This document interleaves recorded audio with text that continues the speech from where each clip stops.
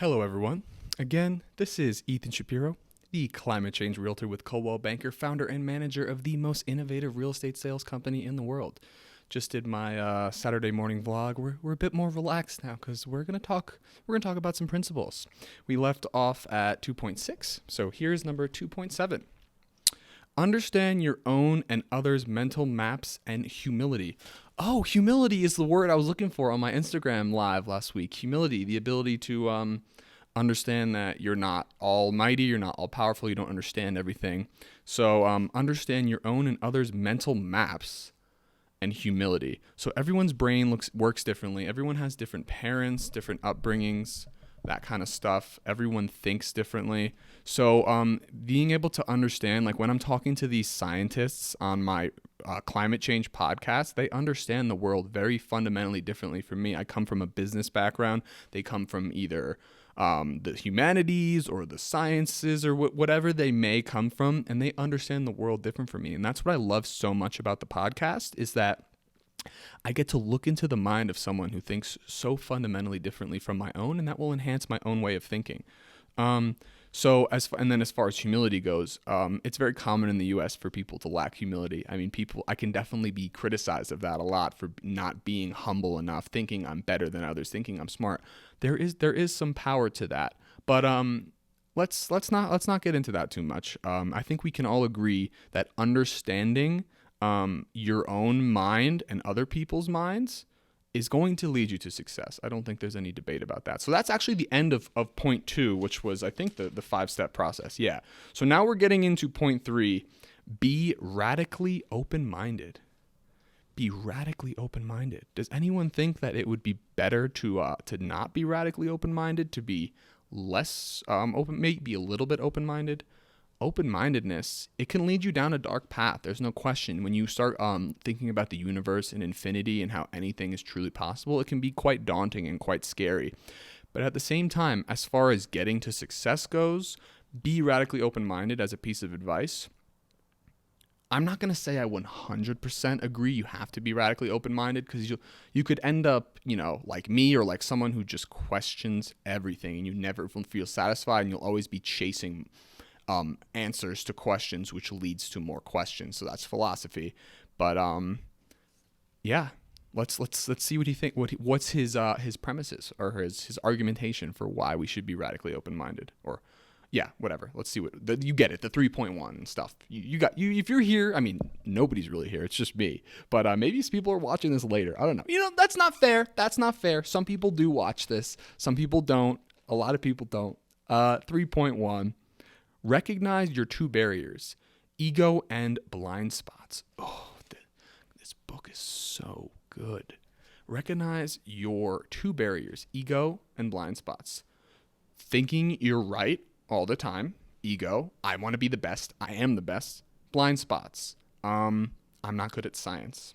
I'm not good at math. Recognize this. Your 2 barriers is what Ray calls it. Is there anything I can say to discredit this point?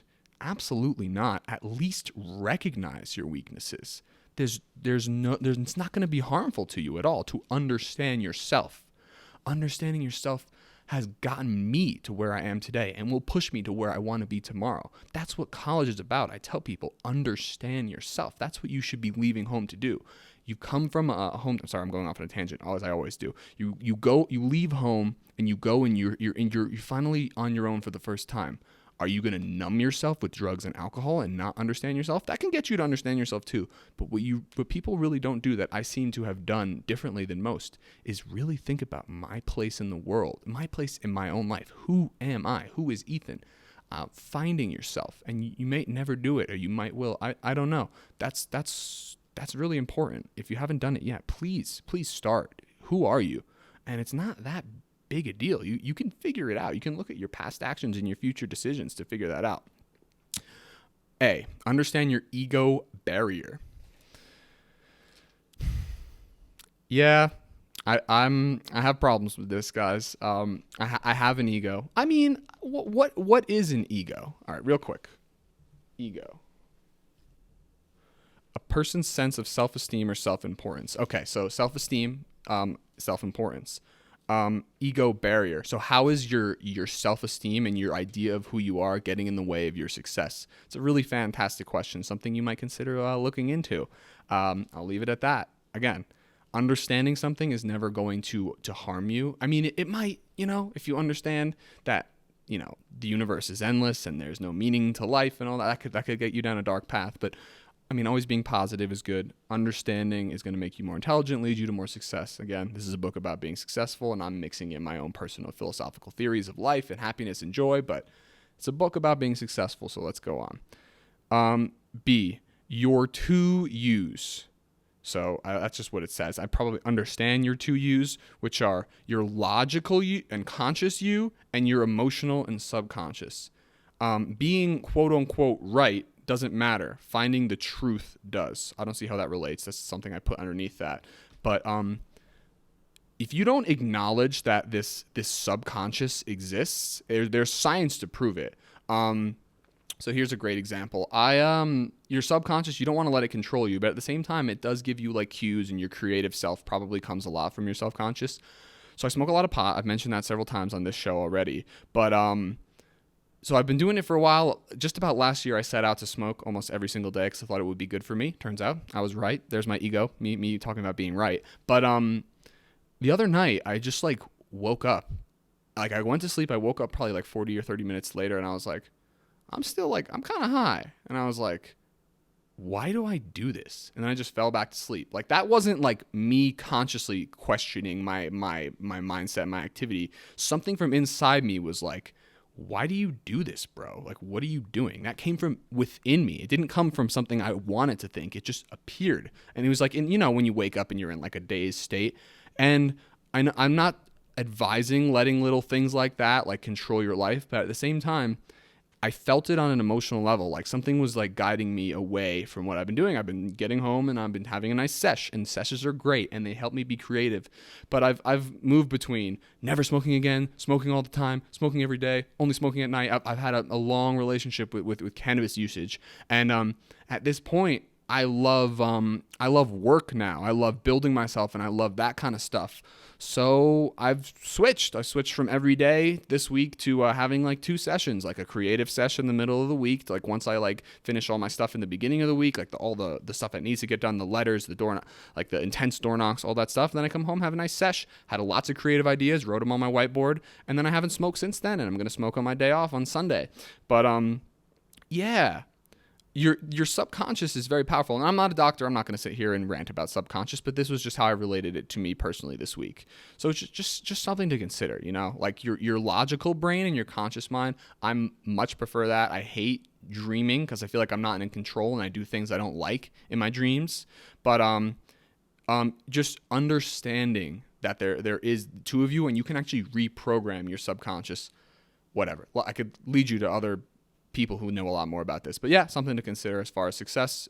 Programming your subconscious is going to be super important for that. And you can do that through your conscious mind. Your conscious mind is king. And that's what I think. All right, what's up, everybody? So it happened. I missed the letter.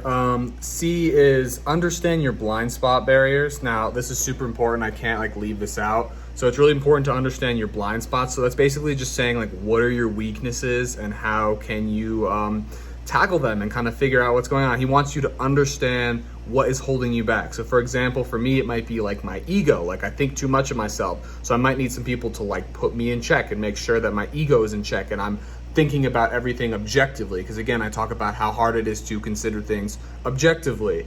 So understand your blind spot barriers. People have weaknesses. Some people are good at some things. Other people are good at other things. And Ray talks about using people to pull you up. So if you're looking to climb a mountain and someone has like a ladder and you don't, it's a blind spot. It's a bad example. I'm just throwing this together while I'm editing it. But letter C, practice, understand your blind spot barriers, super important. I don't want to gloss that over at all, but I also don't want to keep adding to this video. So yeah. Practice radical open-mindedness. Okay, so we've talked about this is what the whole point is like overall 3 radical open-mindedness. So he's at least practice radical open-mindedness. Whatever. Let's go on to A. Sincerely believe that you might not know the best possible path and recognize that your ability to deal well with not knowing is more important than what you do know.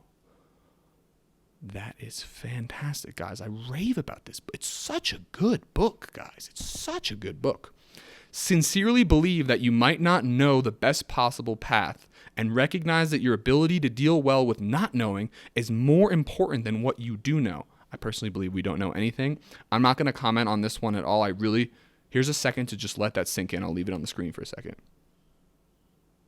That is such a good piece of advice. Such a good piece of advice for navigating this crazy world we live in. Recognize that decision making is a two-step process. First, take in all the relevant information, then decide.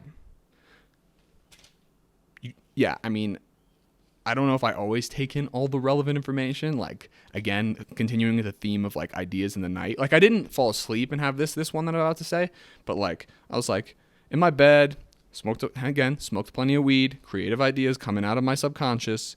I'm like, I'm going to go to England. I'm going to sell all my stuff and go to England. I'm going to go to England next week. Oh, wow. I'm going to go to England next week. Harry's there. Oh, my God.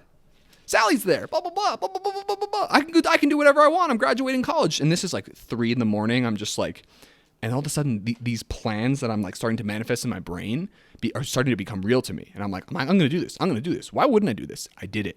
It was the best decision I've made in my life until going into real estate, of course, which would happen later. But just selling all my stuff and going out to Europe and just seeing what happens and trying to tie off the loose ends with my ex-girlfriend and all that stuff was the best decision I made in my life. It put me through terrible pain and struggle and amazing enjoyment and learning.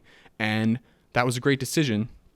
I tried to take in all the relevant information and decide, but honestly, I knew I was going to do it once I came up with the idea, and that trend has continued in my life, and that's why I'm so happy now, because when I have ideas that get me excited, instead of my parents being like, you got to think about this, think things through, you can't do it, I do think about it, but it makes me happy and excited. And what are you doing in life if you're following what someone else says you should do? Just do what makes you happy and excited and figure it out. Think about the decisions before you make them, but do what makes you happy. Come on, guys. Come on. I'm going to say this for the rest of my life because it needs to be said. Stop listening to everyone else. Don't listen to me. Listen to you. I don't know. Don't worry about looking good. Worry about achieving your goal. Who cares how you look? The biggest piece of advice I give to people, not as Ray Dalio, whatever person thing about this show, is don't give a shit what anyone thinks of you. And I think that's what leads you to success in life. It's not caring what others think, it's caring what you think about yourself and your own actions. You want to be the hero in your own dialogue. Of course, this can lead to terrible travesties and horrible people doing horrible things. But I don't know. I believe in the good in the world and not worrying about looking good or whatever. My suit, I wear the suit because it's fun, because it makes me feel professional. I like that stuff. It makes me stand out in town. Worry about achieving your goal. So it's more about doing what you need to do than doing what make you look like you're doing what you need to do, I guess. I don't know. Realize you can't put out without taking in. You can't put out without taking in. So yeah, again, everything comes from internally, right? Everything begins with a thought, like I'm going to go to England. I thought about that without taking in. You can't do something without at least thinking about it first. I don't know. I'm thinking about this one. It's kind of tough. You can't put out without taking in. I think we're going to leave it at that today. We're getting through the book here. How many points are there? There's 5 points. We're on 3. I'm going to get to how to win friends and influence people here soon. But that's like half of 3.1. Realize you can't put out without taking in. Well, we can leave it with that. I don't really know what that means. You can't do something without first taking in information about how to do it. Something like that. Again, it's all good advice. I support all of it. I'm going to go live on Instagram now. Hope you're all staying well, staying happy, staying positive, staying frosty. It was a pleasure to do this week. I always love this show. I'm enjoying my lives, having a good time. Everybody, have a fantastic day.